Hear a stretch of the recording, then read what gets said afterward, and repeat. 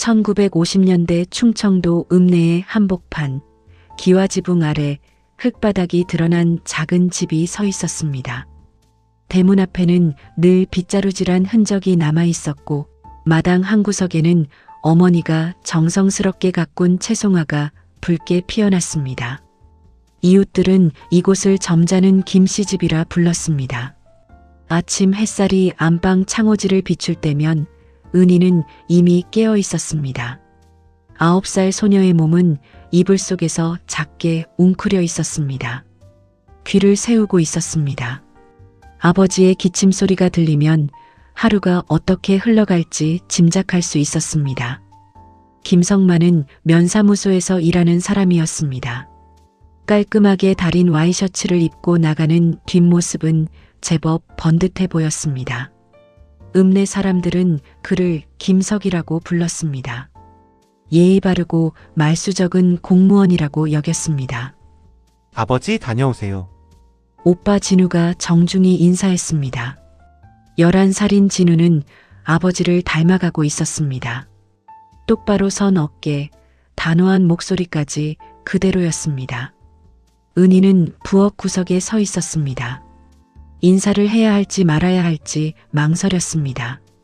아버지의 시선이 자신에게 머물면 온몸이 굳어졌습니다. 은희야, 인사해라. 어머니 순자의 목소리였습니다. 은희는 고개를 살짝 숙였습니다. 다녀오세요, 아버지. 아버지는 대답하지 않았습니다. 대문이 닫히는 소리가 났습니다. 어머니는 곧바로 걸레를 들고 마루를 닦기 시작했습니다. 구석구석 놓칠 곳이 없었습니다. 특히 아버지가 앉았던 자리는 2번, 3번 닦았습니다.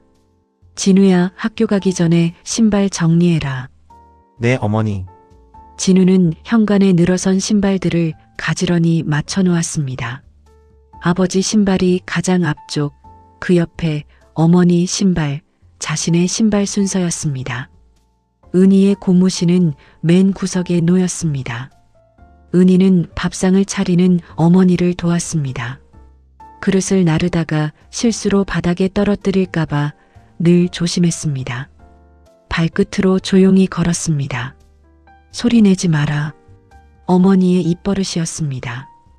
은희는 숨소리까지 죽였습니다. 오후가 되면 집안은 더욱 조용해졌습니다. 진우는 친구들과 마당에서 팽이를 돌렸습니다.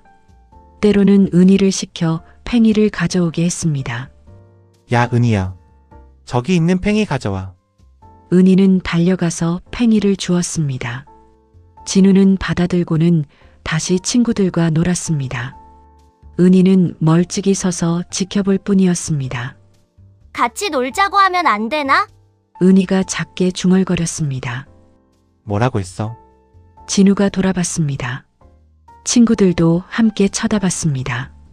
아무것도 안 했어요. 오빠, 여자애가 끼어들려고 하네. 집에나 들어가 있어. 은희는 고개를 숙이고 안으로 들어갔습니다. 저녁 무렵 아버지가 돌아왔습니다. 발소리부터 달랐습니다. 평소보다 무거웠습니다. 은희는 안방 구석에 앉아 숨을 죽였습니다. 오늘 면장님이 뭐라고 하셨는지 아나? 아버지의 목소리가 낮았습니다. 위험한 신호였습니다. 모르겠네요. 어머니가 조심스럽게 대답했습니다. 서류를 잘못 작성했다고 다시 하라고 하셨어. 식탁 위 그릇이 흔들리는 소리가 났습니다. 아버지가 주먹을 내리쳤습니다. 집에 와서까지 이런 기분을 느껴야 하나?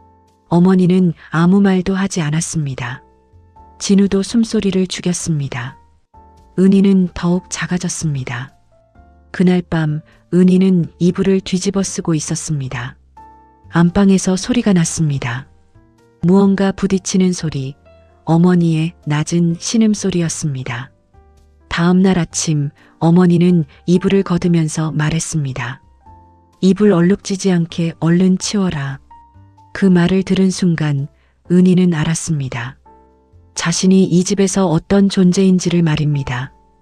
이불보다 그릇보다 마당의 빗자루보다도 하찮은 존재라는 것을 말입니다. 우리 집은 체면만 남은 빈 껍데기였습니다. 밖에서는 점잖은 김씨 집이라 불렸지만 안에서는 발소리 하나가 폭풍을 불러왔습니다. 은희는 없는 사람처럼 살아가는 법을 배워나갔습니다. 그것만이 살아남는 길이었습니다. 하지만 은희는 몰랐습니다. 이런 침묵 속에서도 자라나는 것이 있다는 것을, 그리고 그것이 언젠가 폭발할 수도 있다는 것을 말입니다. 은희가 유일하게 편안함을 느끼는 시간은 할머니 강복녀가 찾아올 때였습니다. 할머니는 어머니의 친정 어머니였는데 한 달에 한 번씩 보따리를 들고 나타났습니다. 구부정한 허리에도 불구하고 걸음걸이는 여전히 힘차셨습니다. 우리 은희 어디 있나? 할머니의 목소리가 들리면 은희는 달려나갔습니다. 할머니만이 자신을 찾아주는 사람이었습니다. 할머니! 어머, 우리 은희가 이렇게 컸나? 점점 예뻐지네. 할머니는 은희의 머리를 쓰다듬으며 웃으셨습니다. 그 손길은 따뜻했습니다. 저녁 무렵 아버지가 외출한 사이 할머니는 은희를 부엌으로 불렀습니다. 호박꼬지를 우리면서 옛 이야기를 들려주셨습니다. 옛날에 작은 새 한 마리가 있었단다. 할머니의 목소리는 낮고 부드러웠습니다. 그 새는 좁은 새장에 갇혀 있었어. 매일 밖을 내다보며 언젠가는 날아갈 꿈을 꾸었지. 은희는 할머니의 말에 귀를 기울였습니다. 어느 날 새장 문이 열렸단다. 새는 망설였어. 밖은 무섭고 위험할 것 같았거든. 하지만 새는 용기를 냈어. 그래서 어떻게 됐어요, 할머니? 새는 날아갔단다. 처음엔 힘들었지만 점점 높이 날 수 있게 되었어. 그리고 정말 아름다운 세상을 보게 되었지. 할머니는 은희의 손을 꽉 잡으셨습니다. 우리 은희도 새가 되어 날아가야 한다. 언젠가는 말이야. 그날 밤부터 은희는 작은 계획을 세우기 시작했습니다. 어머니가 시장에서 거스름돈을 받으면 몰래 한 전씩 떼어내어 숨겨두었습니다. 오빠가 용돈을 흘린 것을 발견하면 주워서 자신의 보물상자에 넣었습니다. 보물상자는 낡은 과자통이었습니다. 안방 장롱 뒤쪽 깊숙한 곳에 숨겨두었습니다. 동전들이 하나씩 쌓여갈 때마다 은희는 희망을 느꼈습니다. 며칠 후 예상치 못한 손님이 찾아왔습니다. 어머니의 여동생 정희 이모였습니다. 서울에서 기차를 타고 내려온 이모는 세련된 한복을 입고 있었습니다. 도시의 냄새가 났습니다. 언니, 오래간만이야. 어머, 정희야. 어떻게 갑자기? 어머니는 반갑기보다는 당황스러워했습니다. 갑작스러운 방문이 부담스러운 듯 했습니다. 이모는 마당에서 빨래를 널던 은희를 발견했습니다. 어머, 이 아이가 은희구나. 많이 컸네. 이모의 목소리는 밝았습니다. 서울 사람 특유의 빠른 말투였습니다. 이모예요. 안녕하세요. 은희가 정중히 인사했습니다. 참 얌전하네. 서울 구경 한번 와봐야겠어. 이모의 말에 은희의 마음이 뛰었습니다. 서울이라는 단어만으로도 설렜습니다. 저녁 식사 자리에서 아버지는 이모를 경계하는 눈빛을 보였습니다. 서울 생활이 어떠십니까? 그럭저럭 살만해요. 중앙여관에서 일하고 있어요. 여관 일이요? 아버지의 목소리에 비난이 섞여 있었습니다. 네, 명동에 있는 곳이에요. 외국 손님들도 많이 와요. 이모는 태연하게 대답했습니다. 아버지의 시선에 굴복하지 않았습니다. 식사 후 이모는 은희를 몰래 불렀습니다. 은희야, 이리 와봐. 네, 이모. 이모가 사는 곳 주소 알려줄까? 이모는 작은 종이에 뭔가를 적었습니다. 명동 중앙여관 203호. 기억해둬. 왜요, 이모? 언젠가 서울에 올 일이 생기면 찾아와. 이모가 도와줄게. 이모는 은희의 손에 종이를 꼭 쥐어주었습니다. 그리고 작게 속삭였습니다. 하지만 부모님한테는 말하지 마라. 알겠지? 은희는 고개를 끄덕였습니다. 종이를 옷 속에 감추었습니다. 다음 날 이모는 서울로 돌아갔습니다. 떠나기 전 은희에게 다시 말했습니다. 새는 언젠가 날아가야 하는 거야. 이모가 떠난 후 은희는 대추나무에 올라갔습니다. 집 뒤편에 서 있는 오래된 나무였습니다. 가지가 굵고 튼튼해서 올라가기 좋았습니다. 나뭇가지에 앉아 내려다본 집은 작고 답답해 보였습니다. 기와 지붕 아래 갇혀 있는 사람들의 모습이 감옥 같았습니다. 어머니는 마당을 쓸고 오빠는 책을 읽고 아버지는 신문을 보고 있었습니다. 나는 반드시 이 길로 나간다. 은희는 마음속으로 다짐했습니다. 이모가 준 주소는 단순한 친척의 인사가 아니었습니다. 그것은 탈출의 문이었습니다. 그날 밤 은희는 보물 상자를 열어보았습니다. 동전이 15개 모여 있었습니다. 아직 기차표를 살 만큼은 아니었지만 시작이었습니다. 할머니의 새 이야기, 이모의 서울 이야기, 그리고 자신이 모은 작은 동전들. 이 모든 것이 하나로 연결되어 은희의 마음에 작은 불씨를 지폈습니다. 하지만 은희는 아직 몰랐습니다. 집을 떠나는 일이 얼마나 어려운 일인지, 그리고 그 과정에서 어떤 시련이 기다리고 있는지 말입니다. 다만 확실한 것은 더 이상 없는 사람으로 살고 싶지 않다는 것이었습니다. 대추나무 위에서 바라본 하늘은 넓고 푸르렀습니다. 새들이 자유롭게 날아다녔습니다. 은희도 언젠가 저들처럼 될 수 있을까요? 그 꿈은 이제 막 싹트기 시작한 작은 희망이었습니다. 이모가 떠난 지 일주일 후 은희의 평온한 계획에 균열이 생겼습니다. 그날은 어머니가 장롱을 정리하는 날이었습니다. 은희야, 이리 와서 도와라. 어머니는 옷가지들을 하나씩 꺼내며 먼지를 털었습니다. 은희는 가슴이 두근거렸습니다. 보물 상자가 숨겨진 곳이었기 때문입니다. 뭐 이런 게 여기 있지? 어머니가 장롱 뒤에서 낡은 과자통을 꺼냈습니다. 은희의 얼굴이 하얗게 질렸습니다. 이게 뭐야?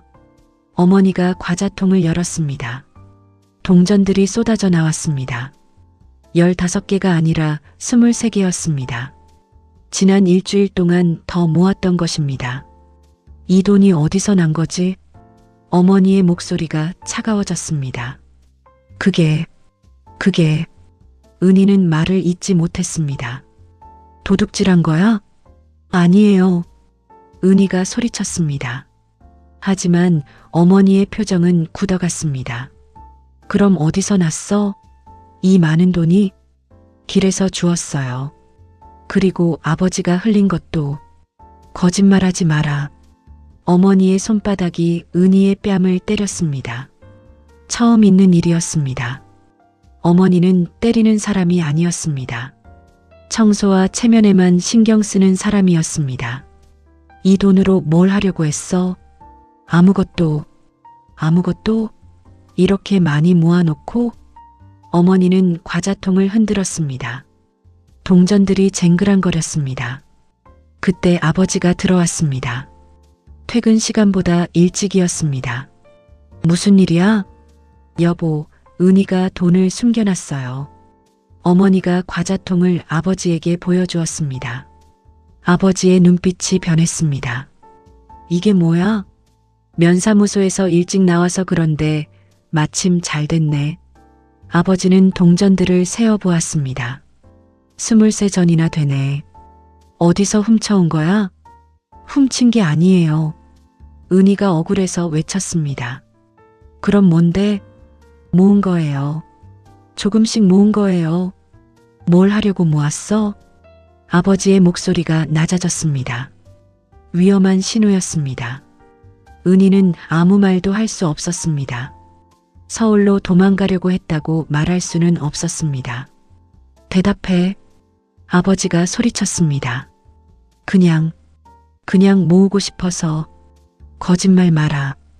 9살짜리가 돈을 모을 이유가 뭐가 있어? 아버지는 은희의 팔을 잡았습니다.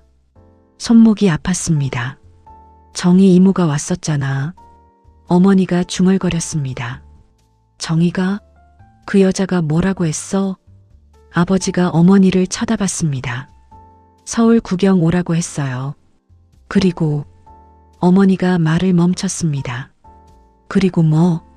주소를 알려줬을지도 모르겠어요. 어머니의 추측이었지만 정확했습니다. 은희는 더욱 작아졌습니다. 주소를? 어디 있어? 아버지가 은희를 쳐다봤습니다. 없어요. 없을 리가 있나? 어디 숨겨뒀어? 아버지는 은희의 옷을 뒤졌습니다. 치마 주머니, 저고리 안쪽까지 모두 찾았습니다. 어디 있어? 정말 없어요. 은희는 울기 시작했습니다. 종이는 베개 밑에 숨겨놨었습니다. 그럼 이 돈은 왜 모았어? 정희한테 가려고 했지? 아버지의 추궁이 계속됐습니다. 아니에요.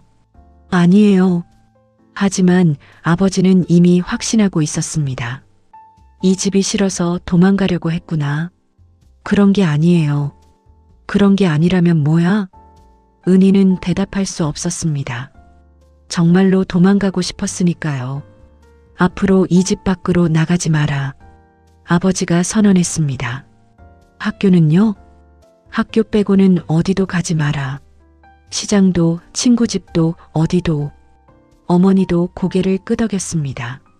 내 방은 사랑채로 옮겨. 사랑채는 집 맨 구석에 있는 작은 방이었습니다. 할아버지가 살다가 돌아가신 곳이었습니다. 춥고 어두웠습니다. 그날 밤 은희는 사랑채에서 혼자 잤습니다. 이불 한 채와 베개만 가져갔습니다. 다른 건 모두 압수당했습니다. 어둠 속에서 은희는 베개 밑에 종이를 만졌습니다. 명동 중앙여관 203호라고 적힌 종이였습니다. 다행히 아직 발견되지 않았습니다. 하지만 이제 어떻게 해야 할까요? 집 밖으로 나갈 수도 없고 돈도 모두 빼앗겼습니다. 이모의 주소가 있어도 갈 방법이 없었습니다. 며칠이 지났습니다. 은희는 학교와 집만 오갔습니다. 어머니가 늘 지켜보고 있었습니다. 심지어 화장실에 갈 때도 따라왔습니다. 엄마가 왜 이래요? 은희가 물었습니다. 너 때문이야. 도망갈 생각했잖아. 안 했어요. 안 했으면 돈은 왜 모았어? 어머니는 더 이상 대화하지 않았습니다. 오빠 진우도 은희를 다르게 봤습니다. 내가 정말 도망가려고 했어? 아니야. 아버지가 그러시는데? 진우는 은희를 믿지 않았습니다. 일주일이 지나고 할머니가 오셨습니다. 하지만 이번에는 달랐습니다. 할머니, 은희가 말썽을 부렸어요. 어머니가 먼저 말했습니다. 무슨 말썽? 돈을 몰래 모아서 집을 떠나려고 했어요. 할머니는 은희를 쳐다보셨습니다. 실망한 표정이었습니다. 우리 은희가? 네, 정희가 주소까지 알려줬나 봐요. 할머니의 얼굴이 어두워졌습니다. 은희야, 할머니한테 와봐. 은희는 할머니 앞에 섰습니다. 정말 그랬니? 은희는 고개를 숙였습니다. 거짓말할 수 없었습니다. 네, 할머니.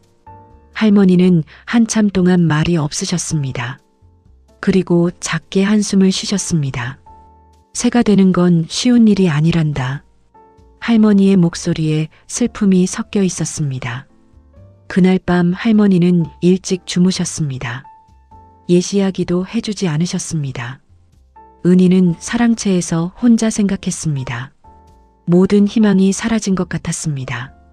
할머니마저 등을 돌리셨고 이모의 주소는 있지만 갈 방법이 없었습니다. 하지만 포기할 수는 없었습니다. 이대로 평생 이 집에 갇혀 살 수는 없었습니다. 반드시 방법이 있을 거야. 은희는 종이를 다시 만지며 중얼거렸습니다. 절망적인 상황이었지만 작은 희망의 씨앗은 아직 남아 있었습니다. 문제는 그 씨앗을 어떻게 키울 것인가였습니다. 사랑채에서의 열흘째, 은희는 새로운 방법을 찾기 시작했습니다. 직접적인 반항 대신 조용한 변화를 택했습니다. 아침마다 일찍 일어나 마당을 쓸었습니다. 어머니보다 먼저 일어나는 것이었습니다. 처음에 어머니는 의심스러워했습니다. 왜 갑자기 이래? 그냥 도와드리고 싶어서요. 은희의 대답은 진심이었습니다. 도망치려면 먼저 믿음을 회복해야 한다고 생각했습니다. 며칠이 지나자 어머니의 표정이 조금씩 부드러워졌습니다. 빗자루질하는 은희를 보며 작게 고개를 끄덕이셨습니다. 설거지도 도와줄래? 네, 어머니. 은희는 그릇을 정성스럽게 닦았습니다. 깨뜨리지 않으려고 조심조심했습니다. 일주일 후 작은 변화가 일어났습니다. 오빠 진우가 사랑채로 찾아온 것입니다. 은희야. 응? 미안해. 진우가 말했습니다. 오빠가 사과하는 건 처음이었습니다. 왜? 너를 믿지 않았어. 그리고 아버지 앞에서 내 편을 들어주지 못했어. 은희는 놀랐습니다. 오빠가 이런 말을 할 줄 몰랐습니다. 괜찮아, 오빠. 정말 도망가려고 했어? 응. 은희는 솔직하게 대답했습니다. 왜? 이 집이 답답해서. 진우는 한참 생각하더니 말했습니다. 나도 때로는 답답해. 정말? 응. 아버지가 무서울 때가 많아. 오빠도 자신과 같은 마음이었다는 걸 알았습니다. 은희는 처음으로 오빠와 진짜 대화를 나눈 기분이었습니다. 하지만 도망가는 건 위험해. 알아. 다른 방법을 찾아보자. 진우가 제안했습니다. 어떤 방법? 모르겠어. 하지만 분명히 있을 거야. 그날부터 은희와 진우는 조금씩 가까워졌습니다. 진우는 학교에서 있었던 일들을 들려주었고 은희는 사랑채에서의 생각들을 나누었습니다. 또 다른 변화는 할머니에게서 왔습니다. 보름 후 다시 오신 할머니는 이전과 달랐습니다. 은희야, 할머니가 너무 섣불렀구나. 할머니가 사랑채로 찾아오셨습니다. 할머니, 새가 되고 싶다는 마음을 나무라면 안 되는 건데. 할머니는 은희 옆에 앉으셨습니다. 할머니도 젊을 때 집을 떠나고 싶었단다. 정말요? 그럼. 할머니 아버지도 무서웠거든. 할머니의 고백이었습니다. 그런데 왜 안 떠나셨어요? 떠날 방법을 몰랐어. 그리고 무서웠지. 할머니는 은희의 손을 잡으셨습니다. 하지만 지금 생각해보니 떠나는 것만이 답은 아니더구나. 그럼 뭐가 답이에요? 서로를 이해하려고 노력하는 거야. 할머니는 다시 옛 이야기를 시작하셨습니다. 하지만 이번에는 다른 이야기였습니다. 옛날에 높은 성벽에 둘러싸인 마을이 있었단다. 네. 마을 사람들은 성벽 밖이 무섭다고 생각했어. 그래서 문을 단단히 잠가두었지. 은희는 귀를 기울였습니다. 하지만 한 소녀가 작은 문을 만들었어. 크지 않은 문이었지만 바람과 햇빛이 들어올 수 있었지. 그래서요? 마을은 더 밝아지고 따뜻해졌단다. 성벽을 허물지 않고도 말이야. 할머니의 이야기에는 깊은 뜻이 담겨 있었습니다. 은희도 작은 문을 만들어 보렴. 성벽을 허물려 하지 말고. 그날 밤 은희는 할머니의 말씀을 곰곰이 생각했습니다. 도망가는 것보다 먼저 해볼 일이 있을지도 모른다고 생각했습니다. 다음 날부터 은희는 더욱 적극적으로 집안일을 도왔습니다.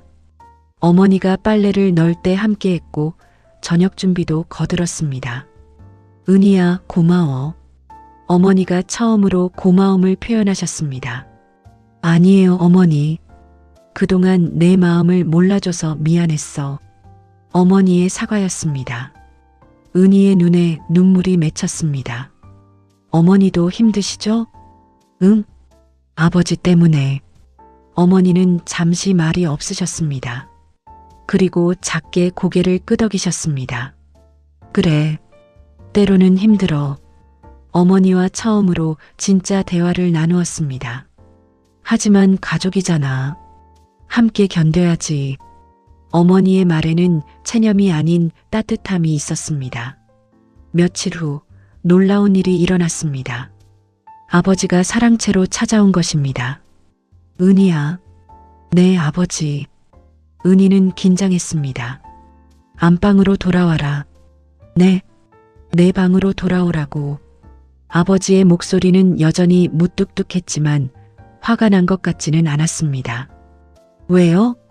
엄마가 내가 많이 도와준다고 하더구나. 아버지도 은희의 변화를 알고 있었습니다. 그리고 아버지가 말을 멈췄습니다. 그리고요? 아버지가 너무 심했나 보다. 아버지의 사과였습니다. 직접적이지는 않았지만 뉘우치는 마음이 담겨 있었습니다. 그날 밤 은희는 오랜만에 안방에서 잤습니다. 어머니가 깨끗한 이불을 깔아주셨습니다. 은희야, 고생했어. 아니에요. 앞으로는 서로 얘기를 많이 하자. 네, 어머니. 베개 밑에는 여전히 그 종이가 숨겨져 있었습니다. 명동 중앙여관 203호라고 적힌 종이. 하지만 이제 그 의미가 달라졌습니다. 도망칠 곳이 아니라 언젠가 당당히 갈 수 있는 곳으로 느껴졌습니다. 가족을 버리고 떠나는 게 아니라 성장한 후 찾아갈 곳으로 말입니다. 은희는 깨달았습니다. 새가 되기 위해 반드시 둥지를 부술 필요는 없다는 것을, 때로는 둥지를 더 넓고 따뜻하게 만드는 것이 먼저일 수도 있다는 것을. 창밖으로 보이는 대추나무에는 새싹이 돋기 시작했습니다. 봄이 오고 있었습니다. 은희의 마음에도 새로운 계절이 시작되고 있었습니다. 언젠가는 정말 날아갈 거야. 하지만 지금은 아니야. 은희는 중얼거렸습니다. 그 말에는 포기가 아닌 희망이 담겨 있었습니다. 더 큰 날개를 기르기 위한 인내였습니다. 봄이 깊어갈 무렵 은희네 집에는 작지만 소중한 변화들이 쌓여갔습니다. 아침마다 은희와 어머니는 함께 마당을 쓸었습니다. 어머니는 더 이상 혼자서 모든 일을 하지 않으셨습니다. 은희도 도와주는 것이 아니라 함께하는 것이라고 생각하게 되었습니다. 은희야, 오늘 시장에 같이 갈래? 어머니가 처음으로 제안하셨습니다. 정말요? 그래. 내가 도와주면 든든하겠어. 시장에서 만난 이웃들은 은희를 다르게 봤습니다. 어머, 은희가 많이 컸네. 엄마 일도 잘 도와주고. 네, 우리 은희가 착해요. 어머니는 자랑스러워 하셨습니다. 은희는 처음으로 어머니의 자랑이 되었다는 기분을 느꼈습니다. 집으로 돌아오는 길에 어머니가 말씀하셨습니다. 은희야, 미안해. 왜요? 그동안 내 마음을 몰라줘서. 괜찮아요, 어머니. 아니야. 괜찮지 않아. 내가 왜 답답해했는지 이제야 알겠어. 어머니는 걸음을 멈추셨습니다. 어머니도 어릴 때 그랬거든. 어머니도요? 응. 너보다도 더 답답했을 거야. 어머니의 고백이었습니다. 그런데 왜 저한테는? 무서웠나 봐. 내가 나처럼 힘들까 봐. 어머니는 은희의 손을 잡으셨습니다. 하지만 그게 더 힘들게 했구나. 그날 저녁 온 가족이 함께 저녁을 먹었습니다. 오랜만의 일이었습니다. 아버지도 일찍 들어오셨습니다. 오늘 면장님께서 칭찬하셨어. 아버지가 말씀하셨습니다. 무슨 칭찬요? 진우가 물었습니다. 서류 정리를 잘한다고. 그거 좋은 일이네요. 어머니가 웃으셨습니다. 그런데 면장님께서 또 다른 말씀도 하셨어. 아버지가 잠시 멈추셨습니다. 가족이 화목해 보인다고 하시더군. 정말요? 응. 최근에 내가 많이 밝아졌다고. 아버지는 은희를 보셨습니다. 내 덕분인 것 같아. 은희는 놀랐습니다. 자신 때문에 아버지가 밝아지셨다니요. 저요? 응. 요즘 집안 분위기가 좋잖아. 아버지의 목소리는 전과 다르게 부드러웠습니다. 식사 후 할머니가 오셨습니다. 보름마다 오시던 할머니였지만 이번에는 특별한 선물을 가져오셨습니다. 우리 은희 어디 있나? 할머니. 은희가 달려갔습니다. 할머니가 선물을 가져왔어. 무슨 선물이요? 할머니는 작은 주머니를 꺼내셨습니다. 이게 뭐지? 열어봐. 주머니 안에는 예쁜 머리끈이 들어 있었습니다. 빨간 리본으로 만든 머리끈이었습니다. 예뻐요, 할머니. 할머니가 직접 만든 거야. 정말요? 그럼 우리 은희가 더 예뻐지라고. 할머니는 은희의 머리를 묶어주셨습니다. 거울을 봐봐. 거울 속 은희는 정말로 예뻐 보였습니다. 하지만 더 중요한 것은 행복해 보인다는 것이었습니다. 할머니, 고마워요. 뭐가 고마워? 새 이야기 해주신 것도, 작은 문 이야기 해주신 것도. 아, 그거. 할머니는 웃으셨습니다. 할머니도 은희한테서 많이 배웠어. 저한테서요? 그럼. 변화는 혼자서 하는 게 아니라는 걸. 할머니의 말씀이 깊이 와닿았습니다. 그날 밤 은희는 베개 밑에 종이를 꺼냈습니다. 명동 중앙여관 203호라고 적힌 종이.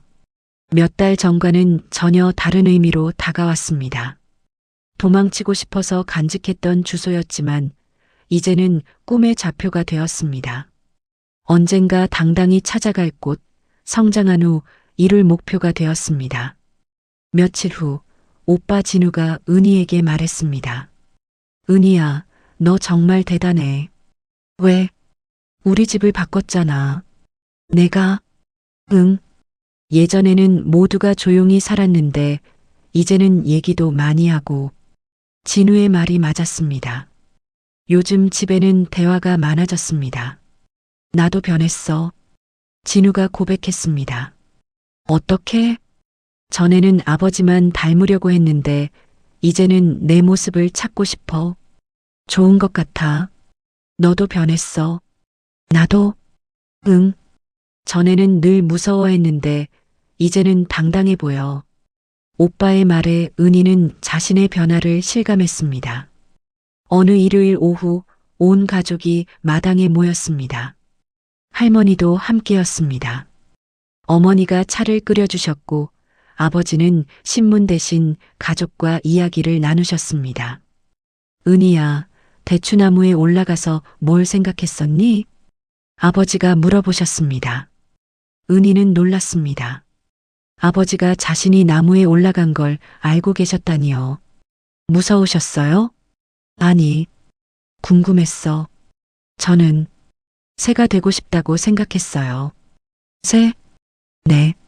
자유롭게 날고 싶었어요. 아버지는 한참 생각하시더니 말씀하셨습니다. 새도 둥지가 있어야 멀리 날 수 있어. 네. 둥지가 튼튼해야 더 멀리, 더 높이 날 수 있다는 뜻이야. 아버지의 말씀에 온 가족이 고개를 끄덕였습니다. 우리가 은희의 튼튼한 둥지가 되어주마. 그 말을 들은 순간 은희의 눈에 눈물이 맺혔습니다. 기쁨의 눈물이었습니다.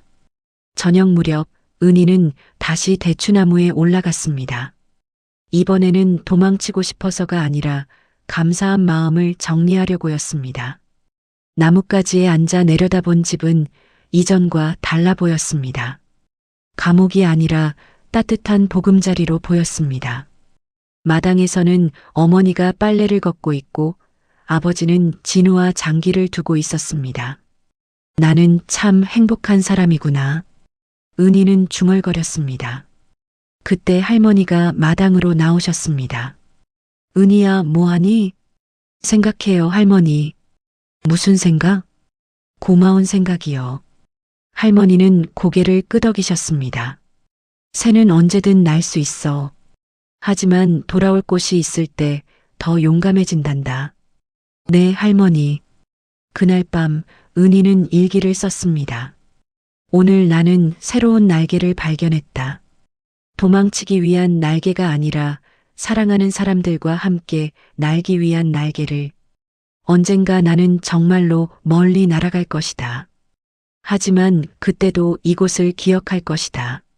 내가 처음 날개를 편 곳을. 창밖으로 보이는 하늘에는 별이 반짝이고 있었습니다.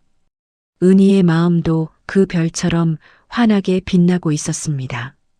이제 그녀에게는 도망칠 이유가 없었습니다. 대신 꿈꿀 이유가 생겼습니다. 오늘의 이야기를 듣고 우리 모두 마음속 행복을 찾으시길 바랍니다.